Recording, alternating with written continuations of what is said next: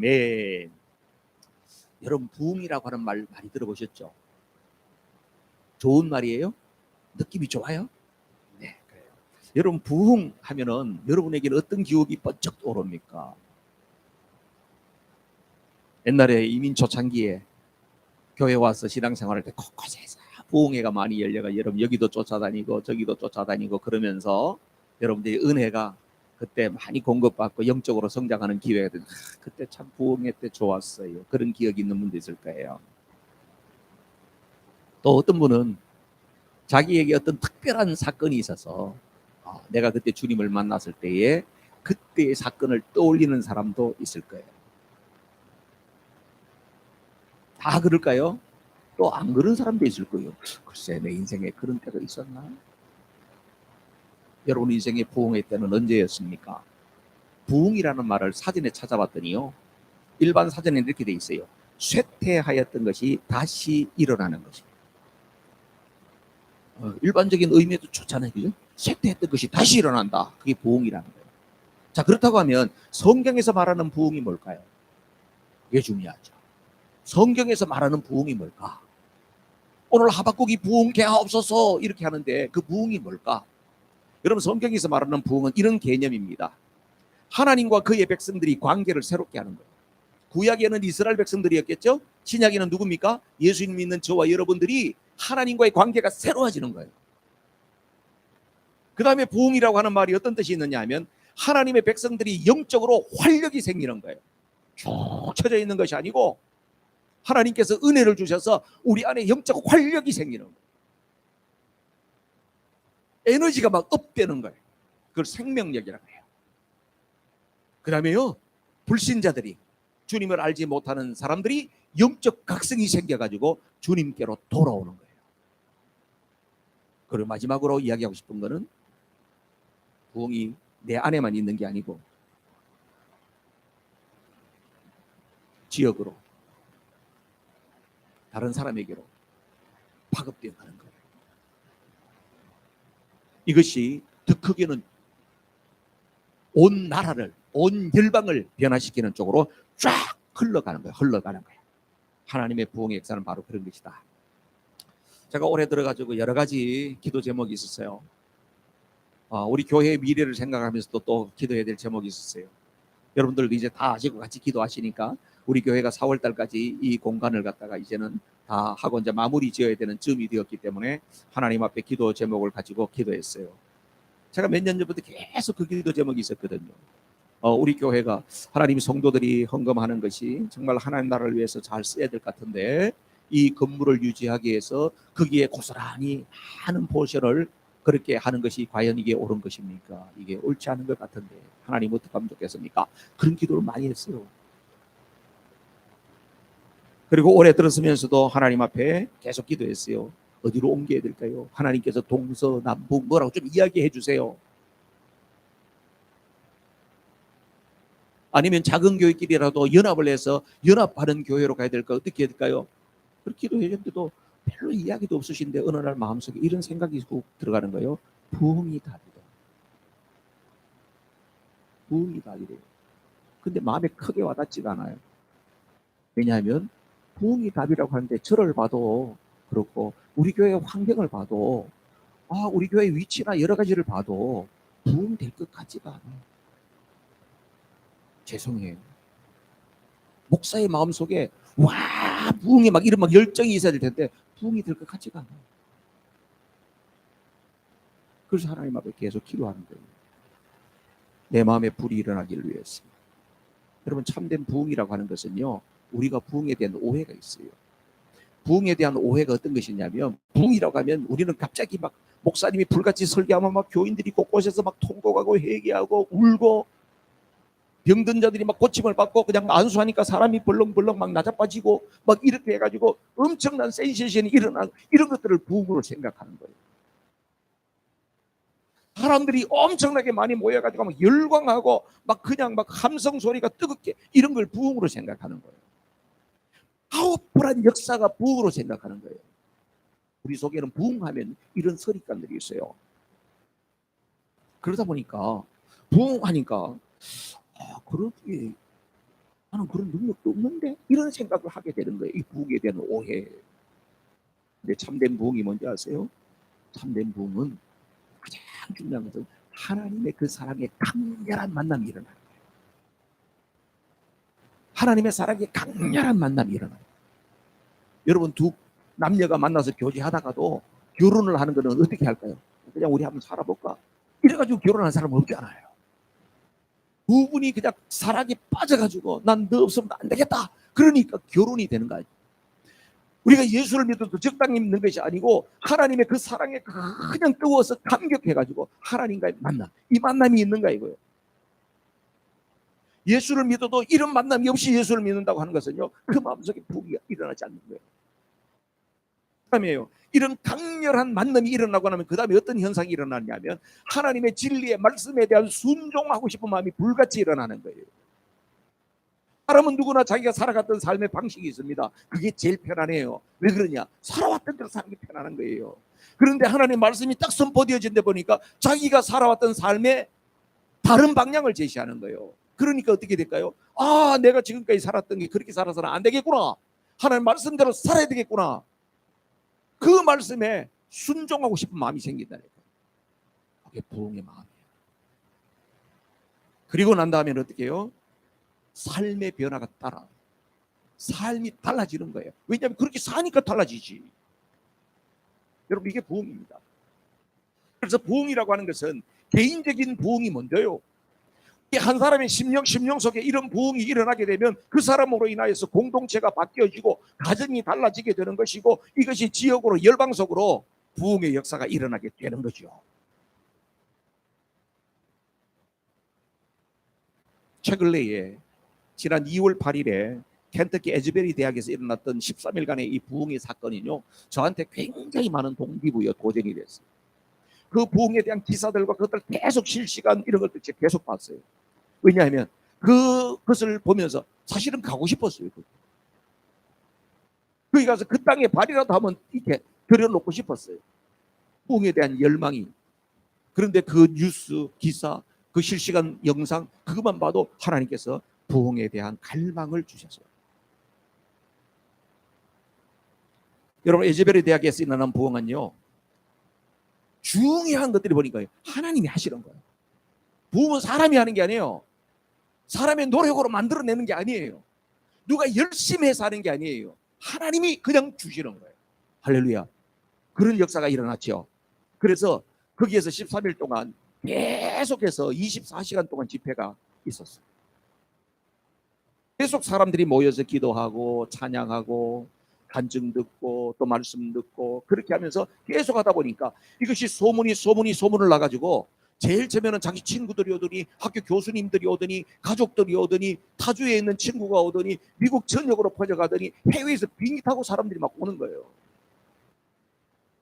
그 본당 채플실에 한번 들어가려고 하면요, 휴수 강당이라고 거기 한번 들어가려고 그러면요 기본이 6, 7시간 줄 서 있어야 돼요.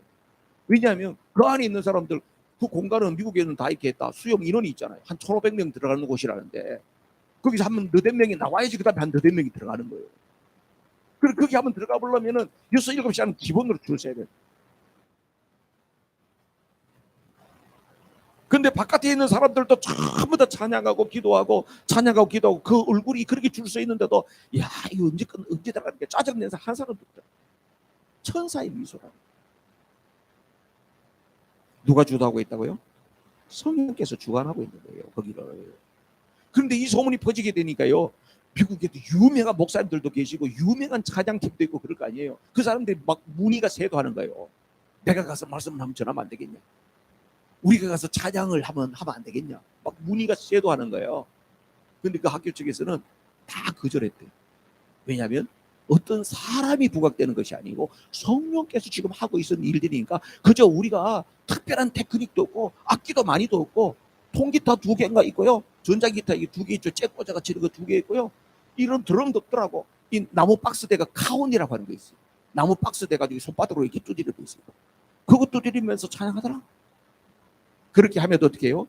성령님께서 거기에 역사가 일어나는데 학생들, 젊은이들 눈에서 회개의 눈물이 흐르고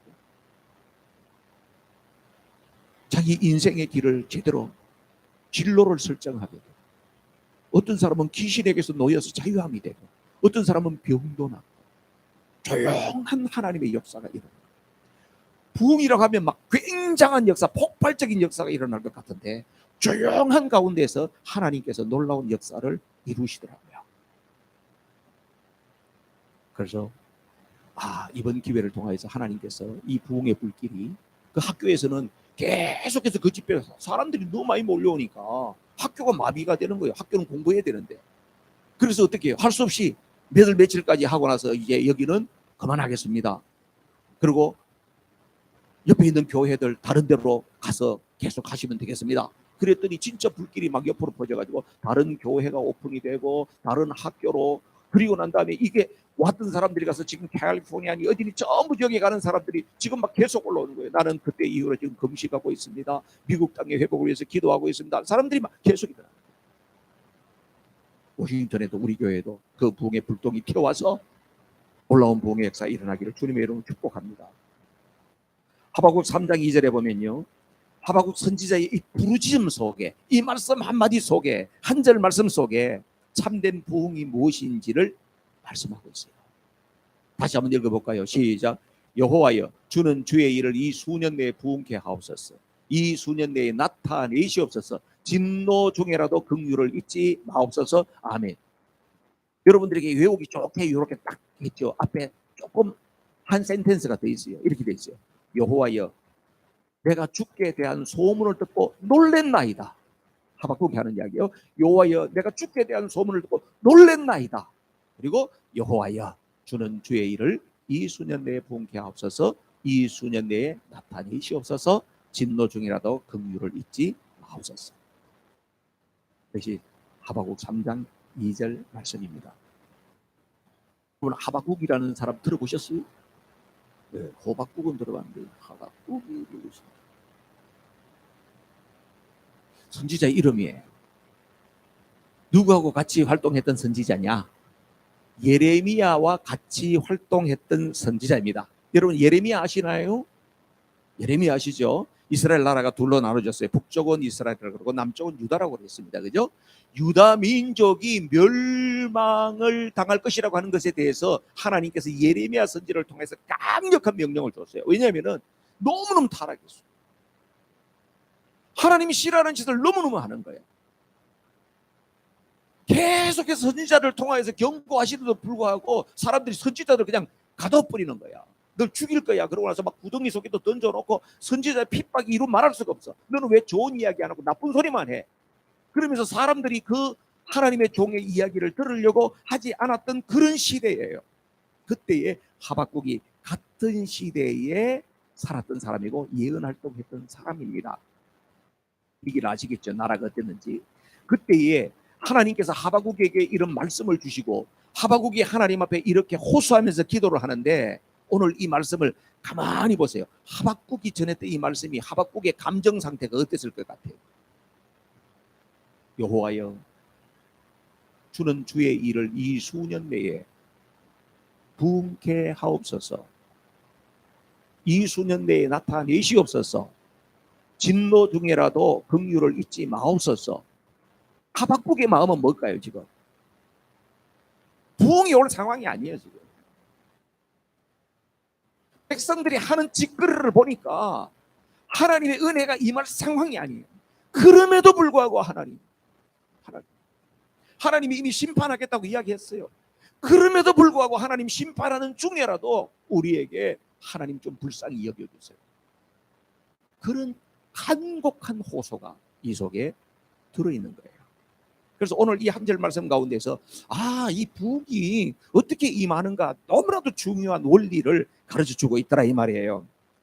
첫 번째는요, 부흥은 누가 주는 거라고요? 하나님 주시는 거예요. 부흥은 어떤 사람의 노력으로 만들어내는 것이 아니에요. 부흥은 하나님이 주시는 선물인 줄로 믿습니다. 하나님이 주시는 거예요. 부흥의 주체는 누구다? 하나님이세요. 근데 많은 경우에 보면요, 부흥이 일어나는데 거기에서 보면요, 영광을 누가 받아버려? 하나님께 돌아가야 할 영광을 사람들이 따먹어버리는 사람 너무 많아요. 우리 기독교 역사에도 보면 성경 사역하고 능력 있게 권세 있게 사역했던 많은 사역자들이 있었어요. 그 사람들이 실족하고 넘어지는 이유가 뭐냐면 그 부흥을 누가 이루시는 건가? 하나님이 하시는 거예요. 그런데 자기들이 영광을 따먹고 가로채는 거예요. 실족하는 거예요. 물론 여러분 기독교 역사상에 보면요, 그 부흥이 일어났던 그 여러 가지 히스토리를 찾아보면은 그 안에 중요한 사건이 있고 또 중요한 인물도 등장을 해요. 그런데 그 모든 부흥의 주체는 누구다? 하나님이시다. 따라하세요. 부흥은 하나님께서 주시는 선물이다. 그러니까 여러분, 누구에게나 부흥이 임할 수 있는 거예요. 열심히 하는 사람만 오는 것이 아니고 하나님이 주시는 선물이기 때문에 하나님께서 주시기만 하면 우리는 받을 수 있는 줄로 믿습니다. 20세기에 부흥의 진원지라고 하면요, 영국의 웨일즈를 이야기합니다. 영국의 웨일즈라는 곳에서는요, 여러 차례 부흥이 일어났어요. 그런데 1904년에 일어났던 부흥은요, 진짜 유명한 부흥입니다. 20세기에 이 지구상에 엄청난 부흥 사건이 일어났는데 그 시초 출발이 어디였냐면 1904년 웨일즈의 부흥이었어요. 그 일을 주도했던 사람, 하나님이 누구를 쓰셨냐면 이반 로버츠라고 하는 사람을 썼어요. 그 사람은요, 광부의 아들이에요. 그 별로 배운 것도 없고요, 참 힘든 삶을 살았던 사람이고, 이 사람도 한때는 아버지를 따라서 광산에 가서 탄을 캤던 사람이에요. 근데 이 청년이 어느 집회에 참석을 했습니다. 근데 그 집회에 참석했는데 주제가 뭐였냐면 나를 굴복하소서. 나를 굴복하게 하소서. 하나님이 내게 굴복하는 것이 아니고 내가 하나님께 굴복하게 하소서. 이게 이제 집회의 주제예요, 주제. 근데 이반 로버츠는 그 타이틀만 보고 마음에 감동이 오는 거예요. 그리고 그 집회 사이에 성령께서 강하게 역사하는 거예요. 그러니까 이 이반 로버츠는 하나님 앞에 자기가 굴복되는 인생을 살겠다고 헌신합니다. 하나님께서 그를 쓰세요. 1904년 부흥에 이반 로버츠가 굉장히 역할을 하는데요. 여러분 광산 댕긴 사람 아시죠? 광산촌에 사는 사람 보시죠, 그죠? 세수를 해도 끔해. 그러니까 머리에는 막 그냥 탄가루, 손톱 밑에는 탄 새카맣고, 그런 광부 출신 젊은이를 하나님께서 쓰시는 거예요. 공부를 많이 했을까요? 가방끈이 짧아. 배운 게 별로 없어요. 연설을 잘했을까요? 할 주변도 그리 없어서. 그런데 하나님께서 그를 쓰시는 거예요. 이 사람이 알고 있는 건 바로 뭐냐면 성경 하나 알고 있고요, 하나님께서 주시는 마음에 그 뜨거운 열정 하나 있는 거예요. 그래서 로버츠가 하나님 앞에 자기가 쓰임받기 위해서 기도하는데 어느 날 하나님께서 환상을 쫙 보여주는데 사람이 그냥 막 쫙 구름대같이 몰려오는 거예요. 근데 보니까 앞에 보니까 프랭카드처럼 보니까 숫자가 딱 나오는데 보니까 1, 10, 100, 만 세보니까 10만이야 10만. 하나님 내게 10만 명을 주시겠다. 그래서 그걸 기도 제목으로 삼았어요. 하나님 내게 10만 명을 주십시오. 기도 제목을 삼았어요. 하나님 앞에서 막 기도하는데요, 하나님께서 이 로버츠에게 또 한 환상이 뭐냐면 그것이 웨일즈 지역이나 영국 정도가 아니라 그를 통하여서 아프리카에 또 아시아에 유럽 전 지역에 복음이 전해지는 것에 대한 환상 꿈을 주는 거예요. 그 막 가슴이 뜨거워져가지고 자기는 막 이 사실을 좀 전하고 싶은 거예요.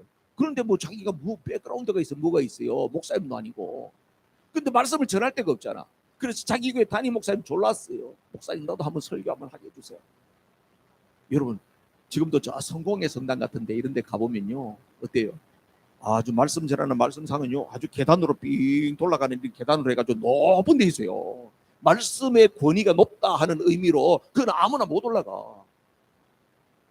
저 워싱턴 DC에 가면 큰 대성당이 있죠. 레이건 옛날에 장례식했던 대성당 있잖아요. 대통령이 가도요 말씀상에는 안 올라가요. 밑에 사회 하는데 거기 가서 대통령이 인사하지 말씀 전하는 데는 대통령도 못 올라가게 하는 거예요. 그러니까 전통적으로 그랬단 말이에요. 그런데 자꾸 설교하게 해달라는 거야. 그 목사님 귀찮아 죽겠는데 맨날 목사님 저도 한번 설교 한번 하게 해주세요. 말씀 한번 전하게 해주세요. 내가 가슴이 이렇게 뜨거운데요. 계속 그냥 하지 말라 그럴 수도 없고 어떻게 해요.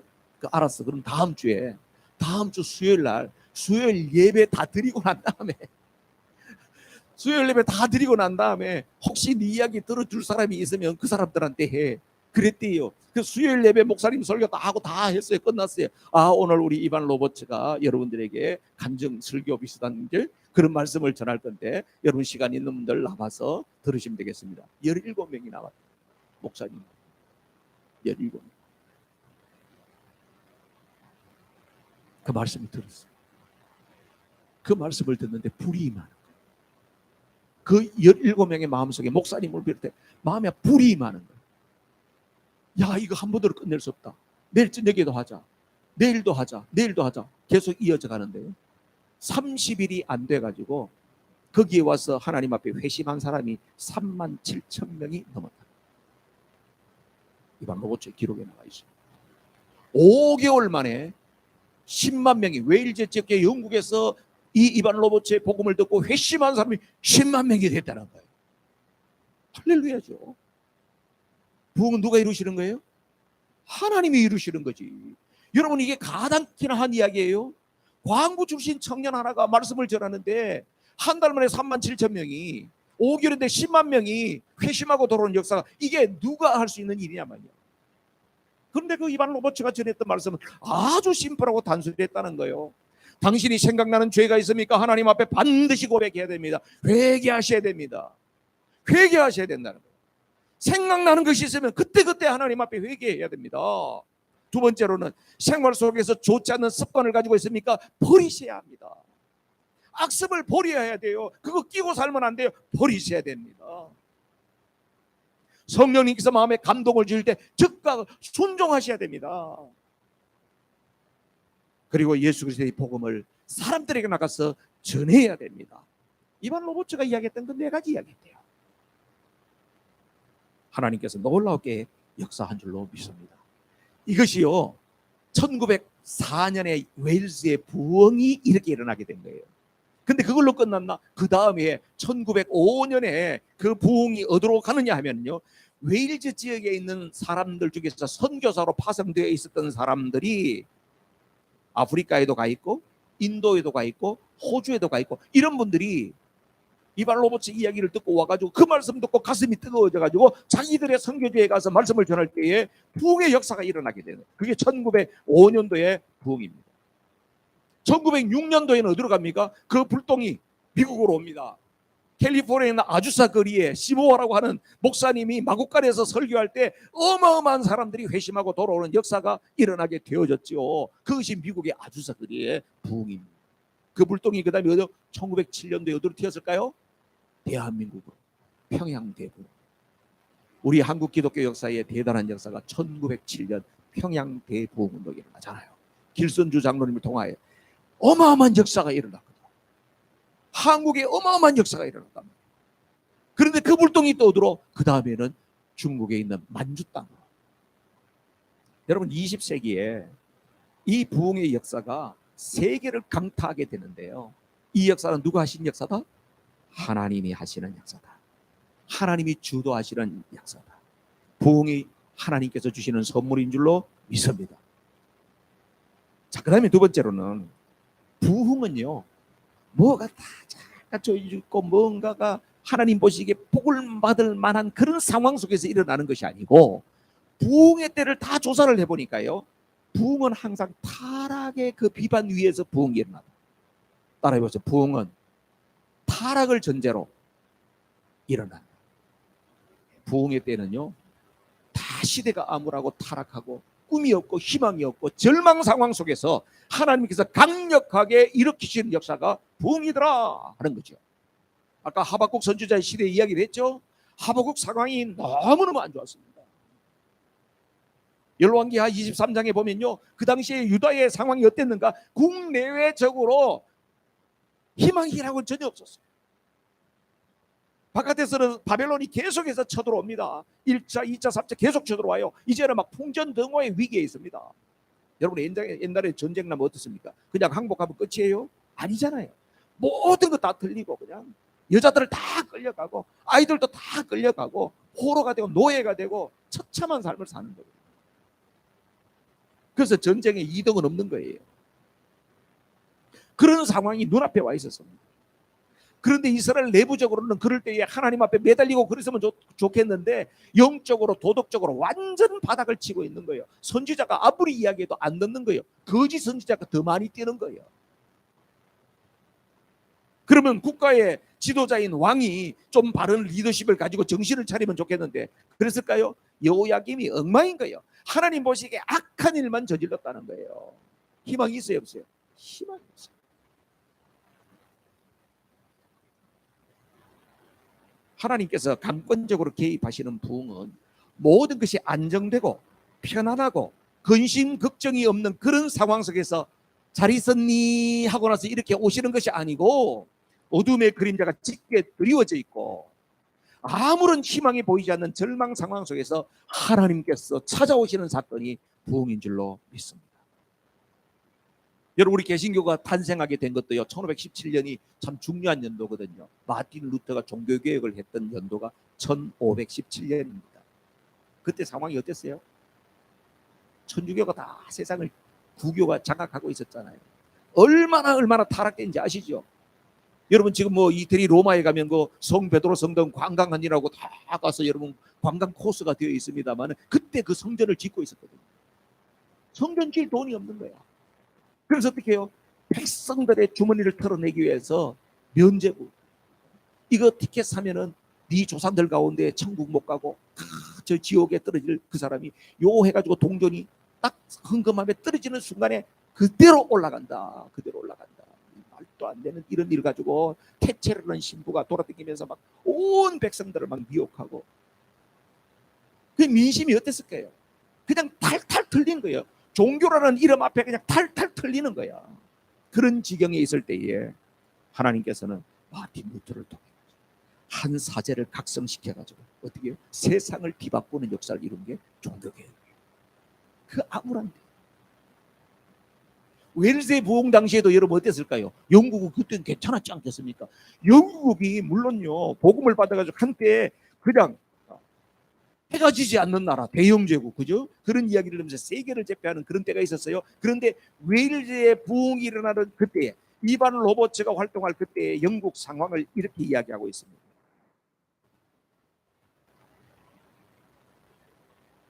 그때는 자유주의 신학이 만연하게 됐어요. 찰스 다윈이라고 하는 사람이 나와가지고 진화론을 이야기하면서 성경의 하나님의 창조론과 충돌하면서 진화론이 막 그냥 막 만개하려고 하는 그때였어요. 성경의 고등비평이라고 해가지고 성경을 하나님의 말씀을 그대로 안 믿고 신학자들이 다 성경을 비판적으로 보면서 이렇게 자르고 저렇게 자르고 이렇게 자르고 저렇게 자르고 하면서 성경의 가치가 권위가 땅바닥으로 떨어져 가는 거예요. 그러다 보니까 어떻게 해요? 성경의 권위가 땅바닥으로 떨어지니까 하나님을 믿던 사람들은 성경 붙잡고 믿는데 성경의 권위를 땅바닥으로 추락시키니까 교회 가고 싶은 마음이 생겨 안 생겨요? 별로 안 생기지 이제는. 그러니까 사람들이 어떻게 해요? 교회를 떠나가는 거예요. 세상 즐거움이 더 재밌는 거예요.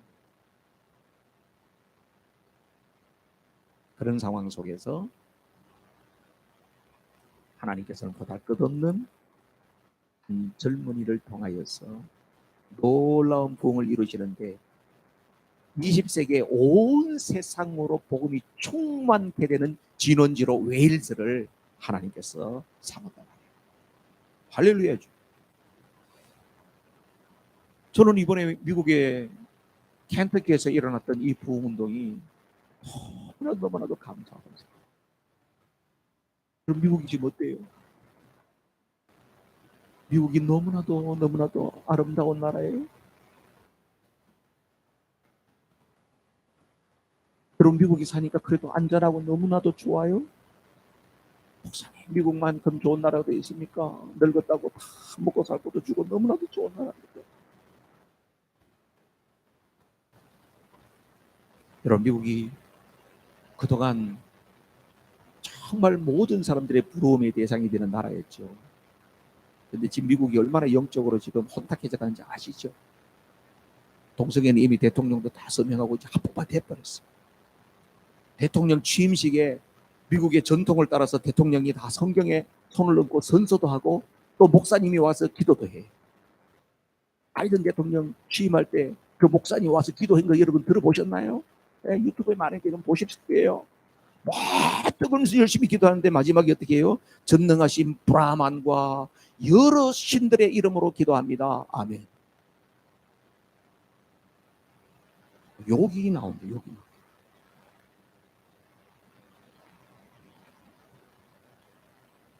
미국은 상원 하원이 개원할 때 되면은요, 목사님 모셔다가 기도를 하고 이렇게 해요.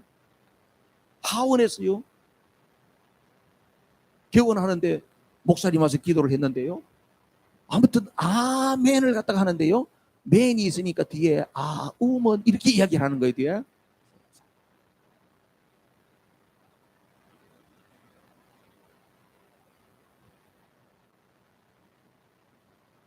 어쩌다 미국이 이렇게 됐을까?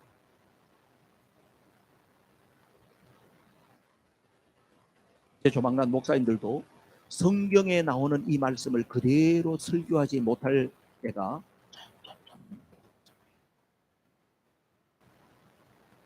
인본주의와 인권 이야기하면서 인본주의자래요. 반기독교적인 사람들. 그동안에 여러 가지 자기들이 마음대로 하고 싶은데 맨날 성경 이야기하고 교회들이 기독교가 자꾸 반대하는 거기에 나는 피해자였다는 사람들은 반기독교로 돌아섰어요. 기독교가 뭐라고 한다고 하면 무조건 우리는 공격한다, 이런 사람들이 있습니다. 그리고요, 세상에 타협해버린 목사들이 성경의 가치를 지키지 아니하고 세속화가 되어가는 세상의 유행에 타협해버린 그 목사들과 합세해가지고 복음이 완전히 왜곡되는 그런 시대를 이제 곧 도래할 거예요. 세상이 요지경된 거예요. 믿음의 시각으로 봤을 때는 어떨까요? 하나님의 관점으로 봤을 때는 미국 땅이 그냥 불을 내려야 돼, 진짜. 세상의 모든 타락을 주도하는 나라야, 이게. 도대체 이 뭐 이래? 하나님의 시각으로는 그럴 거예요.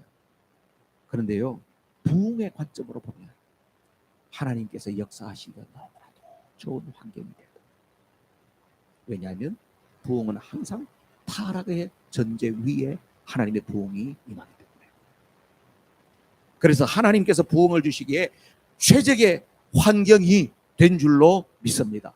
여러분, 우리가 봤을 때에 세상을 바라보고 우리가 신앙생활하는데 여러 가지 장애물을 갖고 있고 어려움이 있어서 아유 미국 어떡하지 그런 마음이 들 때도 있지만은 그래도 하나님이 역사하시기에 가장 좋은 때가 됐구나. 그래서 이번에 켄터키에서 여기는 대학이 있고 여기는 신학교가 있어요. 길 하나 두고 부흥이 일어났으면 신학교에서 체포를 하다가 와 막 성령이 임했다 이렇게 할 수도 있는데 신학교에서는 잠잠하고 대학교에서 휴지 강당이라는 곳에서 학생들 거기서 체포를 했는데 거기서 엄청난 역사가 일어났다는 거예요. 여러분, 미국의 대학이 얼마나 타락인지 아세요? 우리가 상상 이상이에요. 우리 아들이 학교 이제 졸업했지만 학교 다닐 때 그러더라고요. 아빠, 대학이 얼마나 타락인지 아세요? 난 모르지. 볼티모어 시내를 순찰하는 경찰관들이 그런 시선으로 만약에 우리 학교에 금요일 날 순찰하면 다 잡아가야 돼요. 다 잡아가야 돼요. 일주일 동안 공부하느라고 스트레스 받았던 금요일 되면 완전히 풀어져 난장판이 됩니다. 요즘 젊은이들 그렇게 지낸단 말이에요. 그런 곳에 하나님께서 강권적으로 역사하셔서 거기에 부흥이 임했다는 것이 하나님께서 미국을 버리지 않는, 하나님께서 미국의 젊은이들을 불쌍히 여기시는 거예요. 하나님의 놀라운 계획이 미국 땅에 있구나. 막 이 사실을 생각할 때 너무너무 감사한 거예요. 여러분, 하나님께서 이 땅에 주실 최고의 부흥은 아직 오지 않았습니다. 왜냐하면 최고의 부흥이라는 건 가장 어두운 때에 올 것이니까. 가장 어두울 때가 언제일까요? 예수님이 재림하기 직전이 가장 어둡지 않겠어요? 그래서 마지막 때에 하나님께서 성령을 보여서 마지막 때에 강력한 부흥이 일어나게 될 줄로 믿습니다. 그러면 우리가 그 부흥을 사모해야 되는 거예요. 그때 마지막 부흥에 우리가 하나님 편에 서 있는 사람이 돼야지 마지막 부흥이 왔는데도 불구하고 저쪽에 옆집에 가 있으면 안 된다 이거죠. 그래서 우리는 세상이 점점 타락됐다, 희망이 없다, 그것을 생각할 것이 아니라 하나님께서 마지막에 그 부흥을 주신다고 했는데 하나님께서 이 타락한 세상 가운데서도 하나님께서 선물로 주시면 부흥이 임하는데 내가 하나님의 그 부흥을 사모하는 사람이 되어야 되겠구나. 희망의 끈을 놓지 않는 저와 여러분 모두가 되기를 주님의 이름으로 축복합니다. 마지막으로 부흥이 일어날 때 어떤 일들이 일어나느냐. 부흥은요, 쉽게 말해 이런 거예요. 하나님이 방문하는, 성령이 방문하는, 성령이 방문하는데요, 개인에게 방문할 수 있어요. 오늘 예배 중에요, 개인적으로 여러분이 성령님의 방문을 받는 사람도 있을 거예요. 오늘 하나님께서 너무나 내게 은혜 주시고, 오늘 찬양하는데 내게 너무나도 하나님께서 감동을 주시고, 개인적으로 임재. 우리는 잘 몰라요, 누구한테 임했는지. 개인적으로 임하는 경우도 있고요, 공간 가운데 임하는 경우도 있어요. 공동체 가운데 임하는 수도 있어요. 부흥은 바로 뭐다? 성령님 오시는 거예요. 그 안에 역사하셔서 두루두루 장악하시는 거예요, 그 분위기를. 여러분, 모세가 성막을 건축해 가지고 봉헌하잖아요. 하나님 앞에 성막을 봉헌했더니 어떤 일이 일어났죠? 그 안에 하나님의 영광이 가득 임해 가지고 거기 있을 수가 없었잖아요. 그게 바로 뭘까요?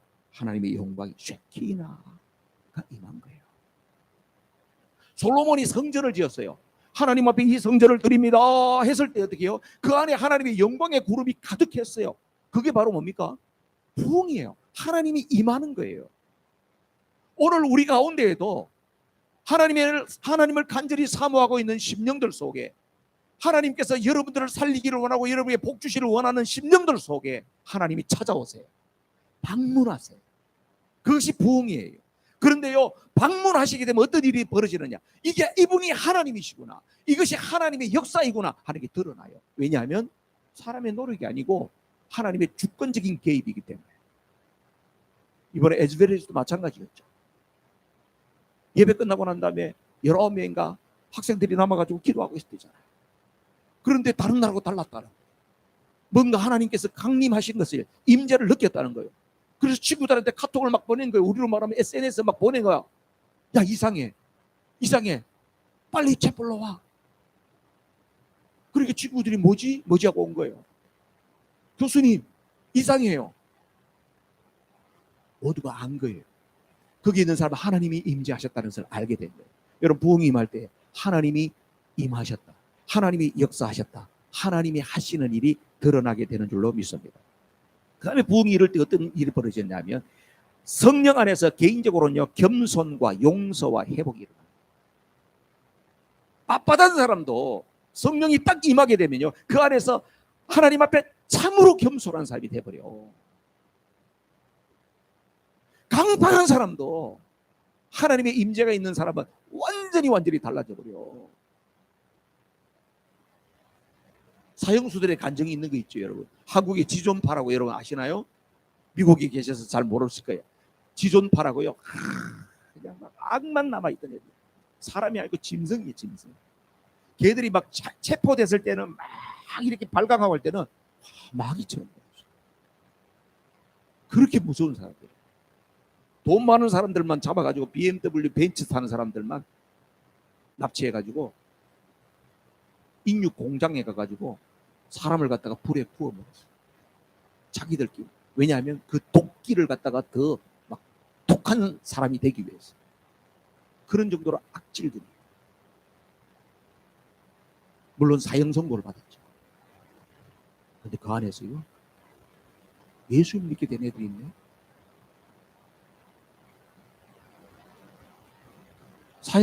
사형 당할 때 마지막에 남긴 이야기가 영상으로 나와 있는 것들이 있어요. 그 얼굴이 보니까 너무나 착하게 생겼어요. 어떻게 이런 애가 그런 악한 일을 했지? 그렇게 강팍하던 사람이 그 안에서 복음을 듣고 나니까 사람이 완전히 달라져요. 겸손의 사람, 용서의 사람, 하나님 앞에서 정말 허무한 삶이 돼요.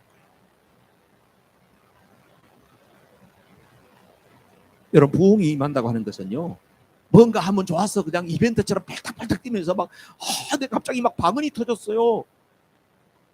그런 원타임 뭔가 특별한 일이 난 게 아니에요. 부흥이 일어났다고 하면 사람의 심성이 완전히 달라져 버려. 그러면서 미운 사람이 없어져. 원수가 없어져. 원수? 내가 언제 원수가 있었나? 모든 관계가 다 풀어져 버려. 하나님의 부흥이 임할 때 이런 역사가 일어나게 되는 줄로 믿습니다. 여러분, 이런 역사를 사모하셔야 돼요. 우리가 이 세상에 살아가는 동안에 마음에 어릴 때부터 받아왔던 상처, 또 그 다음에 살아가다가 만나면서 여러분들이 당했던 많은 억울한 일들 때문에 얼마나 많은 상처, 원한 관계가 있어요. 예수님 믿어도 잘 해결이 안 되는 거예요. 교회 안에서도 그 관계가 해결이 안 되는 거예요. 기회만 있으면 또 녹음기 틀어놓은 것처럼 그 이야기 또 하는 거예요. 왜 그럴까요? 내 안에 부흥이 없기 때문에 그래요. 내 안에 하나님의 부흥, 하나님의 임재를 경험하게 되면 다 풀어져 버리는 거예요. 풀기 싫어도 다 풀어져 버려. 그것이 내 안에 상처가 나중에는 하나님께서 나를 통해서 역사하신 그 일로 영광의 상처 흔적으로 남는 것이지, 그것이 나를 더 이상 괴롭히지 않는다는 거예요. 멋지잖아. 여러분, 이런 부흥이 임하기를 주님의 이름으로 주고, 부흥의 때는요, 하나님의 말씀을 담대하게 전하게 됩니다. 여러분, 심령의 부흥이 안 임하면요, 말씀을 전하려고 하면 너무 의식되는 게 많아. 목사도요, 설교하려고 그러면, 야, 이 말씀만 저 장로님이 괜히 뺏기는 거 아닌가. 내가 이 말씀 하려고 하면 저 권사님도 자기 이야기 한다고 그럴 것 같은데. 걸리는 게 너무, 사람이 무서워. 그 목사님 마음속에 부흥이 임해야 돼요. 하나님 말씀을 선포하는 말씀 선포자들의 심정 속에 부흥이 임해야 돼요. 부흥이. 전도자의 마음속에 하나님께서 역사해 주시는 이유가 바로 내가 너희와 함께 하겠다. 이게 뭡니까? 복음을 전하는 현장 속에서 내가 주는 말을 네가 담대하게 전해라 이거예요. 하나님 그렇게 하시는 겁니다. 요 워싱턴 중앙장로교회 버지니아에 있죠. 그 유목사님이 참 훌륭해요. 그분은 모든 걸 겸비하고 있는 것 같아요.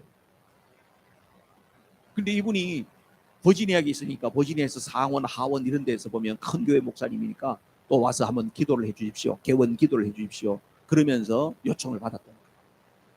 그러면 거기에 가려고 그러면 이메일이 온대요. 여기는 다민족이 살고 있고 다양한 종교가 있기 때문에 특별히 기독교적인 그런 색채가 있는 그런 용어들은 삼가해 주시기를 바랍니다. 이렇게 워닝이 온대요. 워닝. 그러니까 뭐 하라는 이야기예요? 전능하신 브라만과 여러 신들의 이름으로 기도합니다. 이런 기도하라는 이야기야. 여러분, 미국 이 지경이야 지금. 그래서 이분은 가가지고 기도해요. 마지막에 예수님의 기도. 정말 용기 있어요. 정말 멋진 목사님이에요. 우리 한국 목사님이었어요. 오히려 가서 더 예수님 복음을 더 선명한 피 묻은 십자가의 복음을 전한 거 이분이. 그랬더니 기도했는데요, 의원들이 다 일어나 기립 박수를 치더래. 기립 박수를. 무슨 말이에요? 여기 있는 의원들도 보면 다 자기들도 기독교적인 백그라운드 속에서 있는데 법이, 제도가, 미국의 흐름이, 유행이 그렇게 돼 있고 대세가 지금 흘러가니까 표시는 못 내고 있는데 마음속에 자기들도 다 울분이 있는 거야. 그런데 한국 목사님 와가지고 담대하게 그렇게 선포해 주니까 박수를 치는, 박수를.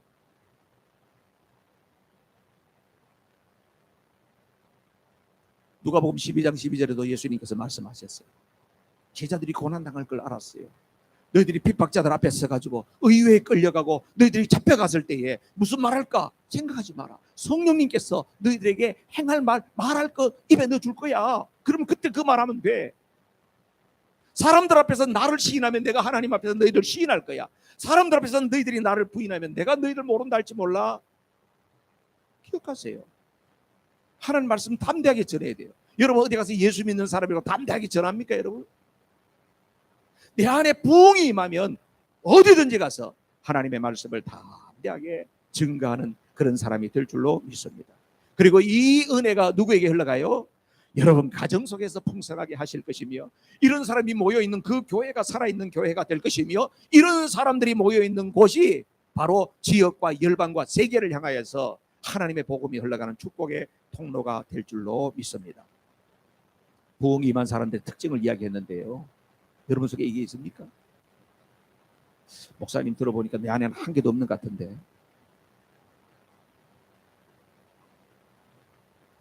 그게 뭔지를 잘 몰라서 그랬을 수 있어요. 그럼 오늘 들으신 말씀을 잘 리핏 하면서 들어보세요. 아, 그래, 나도 그런 마음이 있지. 하나님이 내게 그런 마음을 주셨지. 그런데 나는 아무리 생각해도 그런 걸 경험해보지 못했는데. 그러면 이런 물음을 해보셔야 돼. 그럼 나는 주님과 관계없는 사람 아닐까?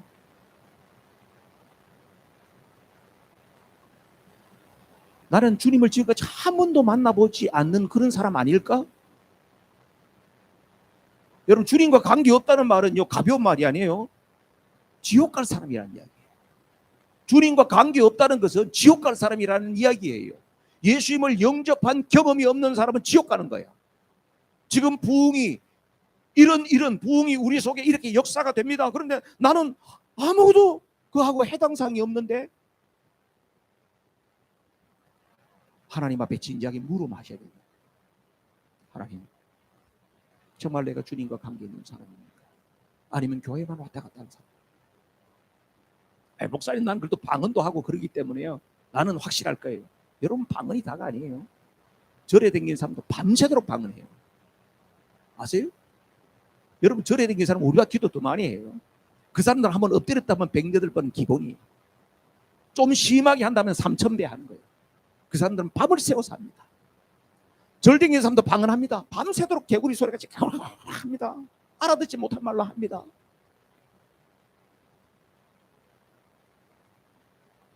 하나님의 은혜가 내 안에 부흥이 강하게 나타나는 사람도 있고 아주 조용하게 나타나는 사람도 있을 수 있어요. 그러나 공통점은 뭐냐?